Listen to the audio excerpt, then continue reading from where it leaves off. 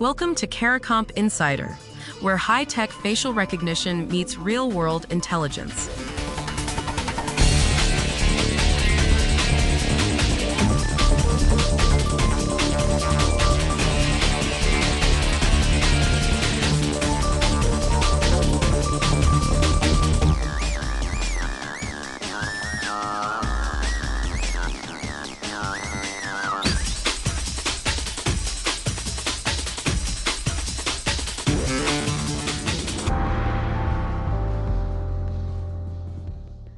Your fingerprint never actually pays for anything.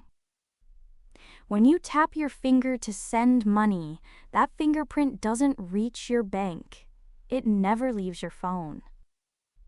The thing you think is the payment is really just your device asking permission to ask the bank a question. If you've ever unlocked a payment app with your face or your thumb, this is about you. And I get why it feels unsettling. We tap, money moves, and we assume our body is the lock keeping us safe. But that assumption hides where the real security actually lives. Understanding this one gap could stop you from getting scammed. So what's really happening in the half second between your fingerprint and your money leaving? Let's start with what your fingerprint does and doesn't do.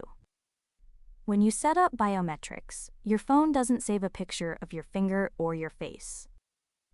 It converts them into an encrypted digital template, basically a scrambled mathematical code stored only on your device. When you tap, your phone compares your live scan to that stored code. If they match closely enough, your phone sends a simple yes to the payment system. That's it. The bank never sees your face. It only sees a thumbs up from a device it's chosen to trust. So the biometric authenticates you to your phone, not to your bank. Those are two completely different checkpoints, and that difference is the whole story. Now, every one of these systems fights a hidden battle. Security experts measure it with two rates. One is how often it wrongly lets the wrong person in. The other is how often it wrongly rejects the right person. Tighten one, and the other gets worse. If a system rejects 1 in 20 legitimate taps, that's you, failing to pay several times a day.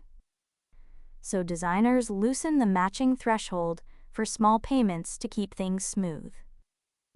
And that trade-off explains a rule you've probably seen but never questioned.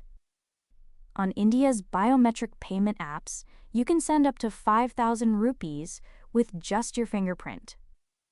Go higher, and the app demands your PIN. Think about what that's quietly admitting. The people who built the system don't trust your fingerprint enough for big money.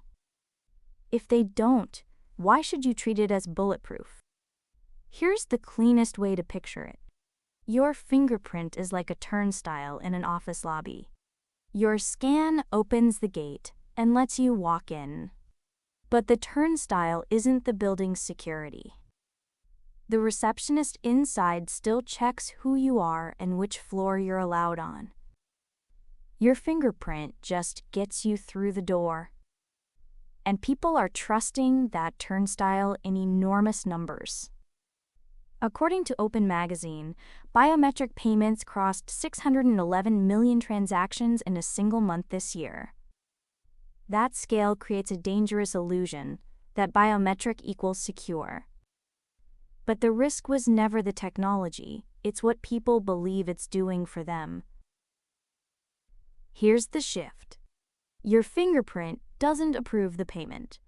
It approves the request to make the payment.